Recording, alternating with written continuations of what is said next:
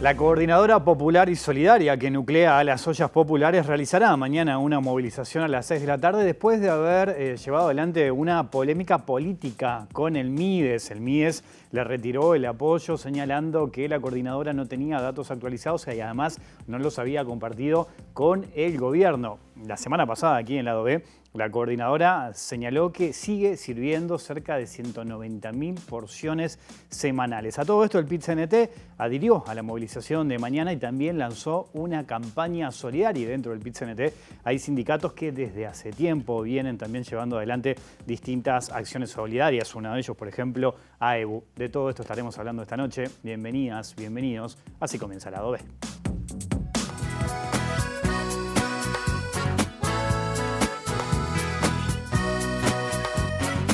Hicimos una recorrida por Paso de la Arena donde dejamos alimentos y bandejas de comida en una olla en la costanera del Parque Tomkinson.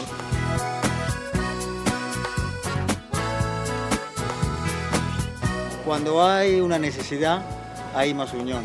Y la gente de AEBU siempre estuvo presente, me parece a mí, yo en la historia ya tengo 54 años, he sentido que hay una crisis o hay algo, y el equipo, las personas, o los jubilados, o los jóvenes como ustedes, siempre están presentes y están poniendo lo suyo para poder colaborar. Está muy impresionante.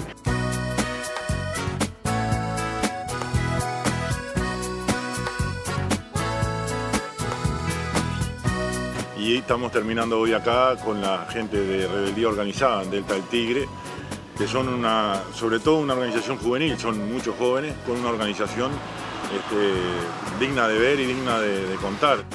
Nosotros con AEBU tuvimos el contacto por medio de cartas y ya después ya teníamos teléfonos y hablamos directamente con compañeros de ustedes. Y bueno, la verdad que desde que han venido nos han colaborado muchísimo, mismo nos han traído viandas, hemos traído viandas por la zona, ahora trajeron más. Por lo menos para tirar una piola a la gente, ¿no? Nosotros que llevamos esos 3 días y capaz que esas viandas se las das un sábado, se las das un domingo y ese día tienen para comer, ¿no? Pero la verdad que la respuesta ha sido muy buena, han colaborado muy bien y bueno, manteniendo la olla de pie.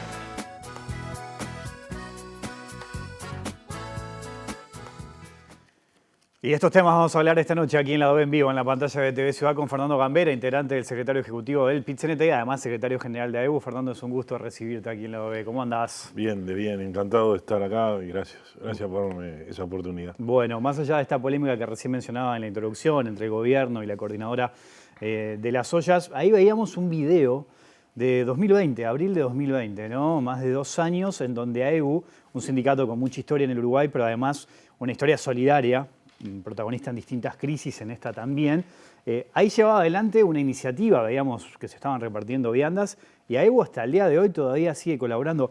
Pero me gustaría ir a ese 2020. ¿Cómo surgió en ese momento la iniciativa que hasta el día de hoy se mantiene? Bueno, te agradezco porque rememorar eso también hace que indirectamente entremos en el debate de estos días, porque rememorar eso es desterrar algunas palabras que se usan hoy. A ver, por ejemplo. Por ejemplo, llamarle a las ollas iniciativas o intermediarios o ese tipo de cosas. Eso es ejecutar solidaridad, eso es amor, se llama así. Quien lo llame de otra manera lo está llevando a una especie de informe de gestión que no es la solidaridad. Eso es políticas públicas. Gestión y balance y rendición de cuentas tienen que tener las políticas públicas que no hubieron desde aquella época y que siguen sin haber. Las ollas son en solidaridad ejecutada por gente, en muchos casos, gente que ellos mismos necesitaban de esa solidaridad y si alcanzaba comían ahí también. Y en abril del 2020 teníamos tal miedo que no sabíamos si íbamos a poder servir en una olla porque no se sabía si íbamos a poder manipular alimentos así abiertamente. Entonces, ahí apuntás al tema del protocolo sanitario un mes después que se conocieron los primeros casos de coronavirus, ¿no? Exactamente, porque pensamos que lo peor fue ese primer semestre del 2020, cuando en realidad creo que la pasamos mucho peor en el primer semestre del 2021 y ni hablar la cantidad de gente que se nos fue. Pero allí era tal el grado de incertidumbre que, por ejemplo, nosotros atinamos a decir, bueno, si tenemos que entregar comida, entreguémosla en una bandeja que esté sellada y que no la manipulemos más que por fuera para generar menos riesgo de contagiar, ¿no? Y la verdad, esa iniciativa de AEBU es un granito de arena en muchos que tuvieron en el corazón del movimiento sindical, en otras organizaciones sociales de las tantas del Uruguay, pero en su inmensa mayoría, tanto en el primer informe de la Facultad de Ciencias Sociales que tuvimos como el que tenemos hoy, que confirma, en la inmensa mayoría fueron iniciativas, ganas de dar una mano y de solidaridad de vecinos con vecinos. Y bueno, nosotros lo que hicimos fue acercarnos a los vecinos y no preguntar si se trataba de tal o cual y si nos iban a rendir cuentas o no, sino simplemente bastaba con que alguien conociera a esos compañeros. Y bueno, a través de esos vínculos fue que se fue generando esta red. De hecho, AEBU entró en la red de Ollas al Sur y desde aquella época hasta hoy, los martes y los jueves, seguimos cocinando. La diferencia es que como no conocemos demasiado el territorio donde está enclavado nuestro sindicato, lo hacemos con la olla de la cooperativa Las Bóvedas, porque sí son del territorio. Y lo hacemos con ese criterio de que lo principal es que tengamos un vínculo directo con la gente que está necesitando que se le dé una mano y un vínculo de confianza que nunca pasa porque me muestres el cuaderno y la cédula de identidad de cada uno de los que come ahí. Eso lo tiene que hacer el aparato del Estado y de la forma que lo tenga que hacer, que generalmente lo hace muy eficientemente y mucho y demasiado sobre los pobres y mucho y muy poco, muy poco sobre los ricos, que generalmente tienen exoneraciones sobre ganancias de ganancias, ¿no? Bueno, esas son las grandes contradicciones que las pandemias dejan también cuando el agua se retira, la ola va hacia atrás y se aparecen los caracolitos, es cuando aparecen las peores desigualdades de nuestro sistema, ¿no? ¿Cómo se tiene que leer esta participación del PIT-CNT que adhiere a la movilización de mañana, que además está pidiendo a sus sindicatos que colaboren con una campaña solidaria recolección de alimentos? ¿Cómo se tiene que leer eso? Y bueno, en primer lugar porque se tiene que leer como que nosotros somos conscientes, hay ahora estudios que van a poder ustedes evaluar y hacer conocer a la gente de parte de la Facultad de Ciencias por los propios protagonistas, por los docentes de la facultad y los estudiantes que han trabajado en el tema, pero bueno, AEBU de alguna manera es un socio en todo eso y nos da que siguen habiendo más de 500 ollas en todo el territorio nacional, algunas dentro de la red de ollas popular y otras no. Esto es un cruzamiento de datos entre todas las fuentes que hay, eso es Uruguay Adelante, las intendencias, Solidaridad UI, y esas 540 y algo de ollas en todo el territorio siguen sirviendo, si sumamos comida más merienda, entre ollas y merenderos, siguen entregando la misma cantidad de porciones en el entorno del 1.800.000 por mes en medidas de junio a julio del 2020 y de junio a julio del 2022. Entonces, eso por mes.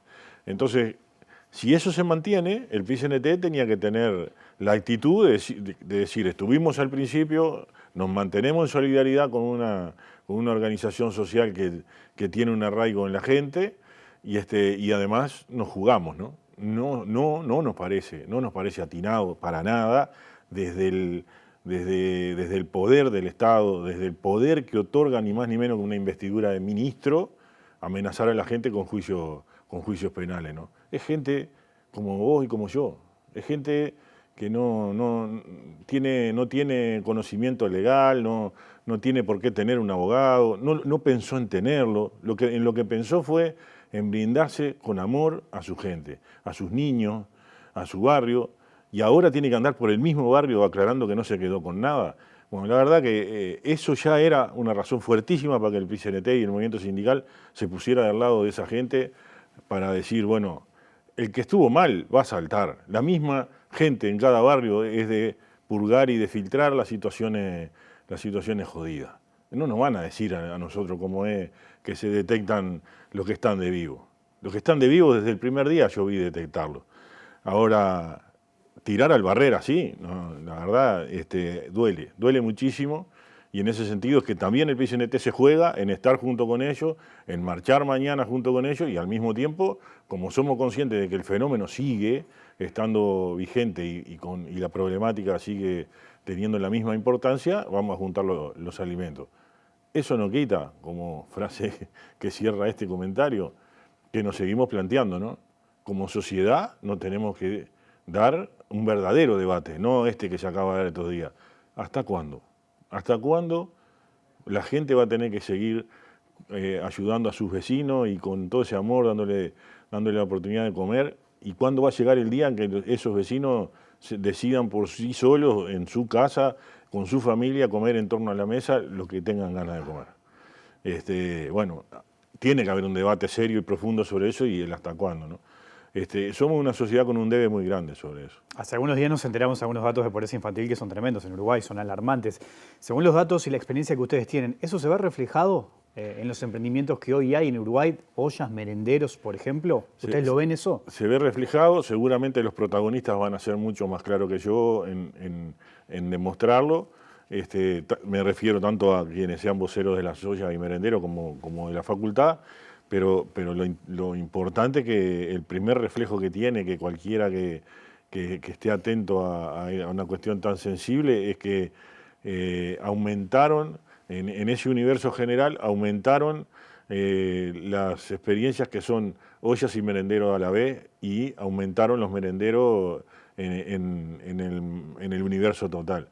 O sea que hay manteniéndose un número regular de más de 500, hay un aumento en la atención a la infancia y eso naturalmente que tiene que ver con ese aumento de la pobreza, con la infantilización de la pobreza que se ha dado en estos últimos tiempos y eso también refleja que aumenta, ya tenía cara de mujer toda esta atención a las ollas populares, pero aumentó aún más todavía.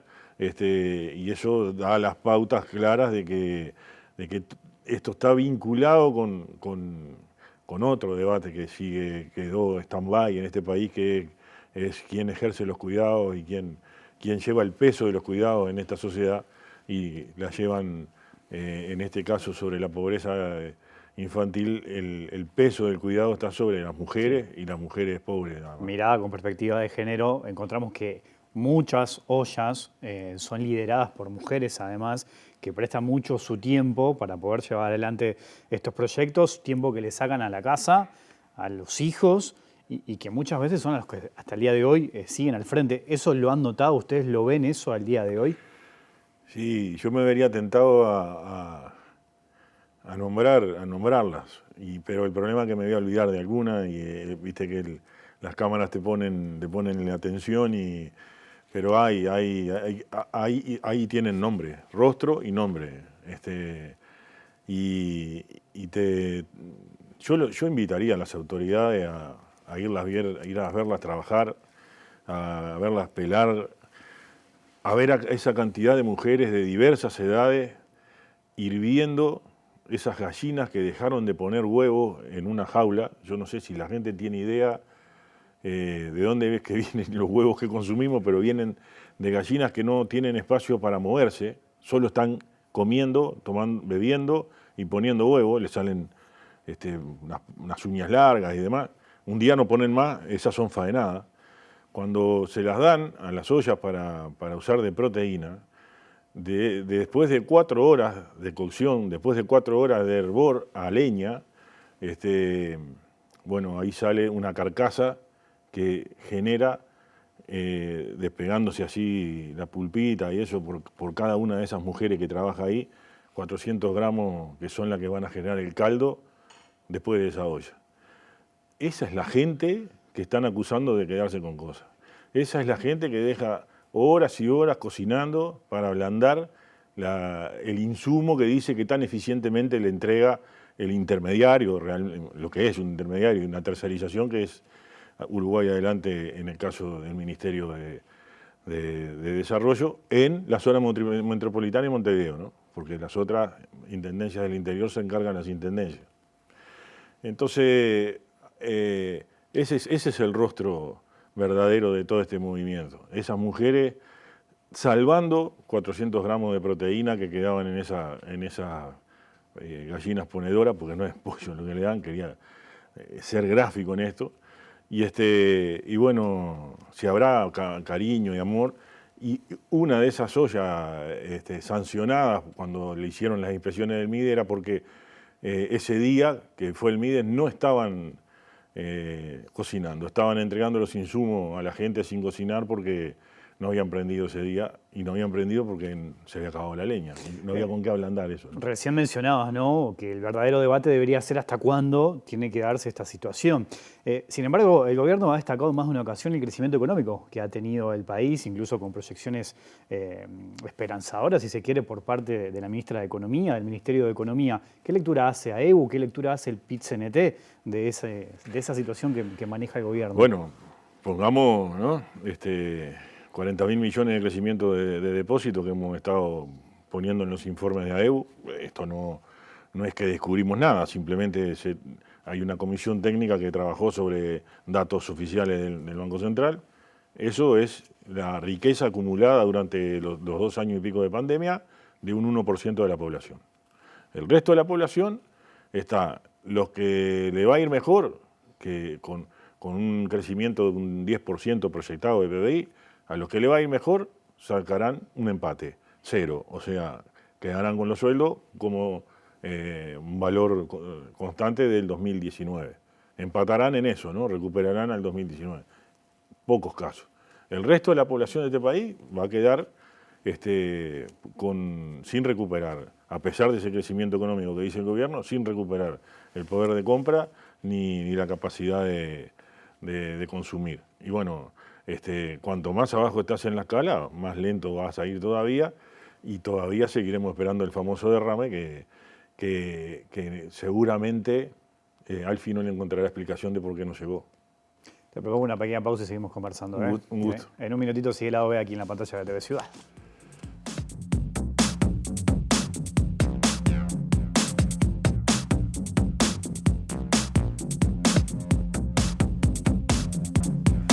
Seguimos en vivo aquí en Lado B, en la pantalla de TV Ciudad, conversando con Fernando Gambera, integrante del secretariado ejecutivo del PIT-CNT y además secretario general de AEBU.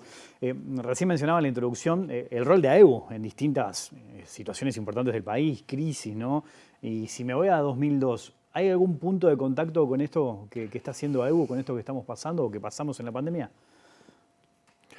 Es difícil comparar. En el 2002 fue terrible y fue dolorosísimo para toda la sociedad. En aquel tiempo los más veteranos nos decían esta es la peor crisis que vivimos o que vivió el Uruguay. Faltaba que llegara el 2020. No, pero el 2020 me parece que no tiene comparación. En el 2020 además estaba todo ese miedo que yo te digo. Ese miedo de cómo es que vamos a salir de acá.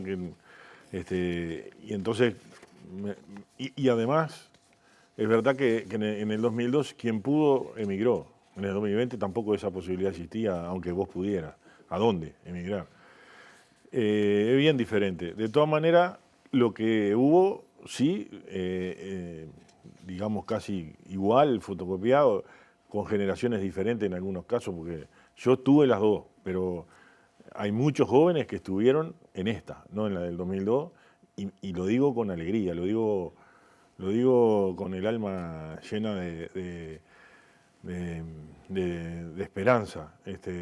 Muchos jóvenes estuvieron en todo este movimiento, toda esta movida solidaria en estos años, muy jóvenes, y que aseguran que va a haber lucha social en este país por muchas generaciones y por mucho tiempo.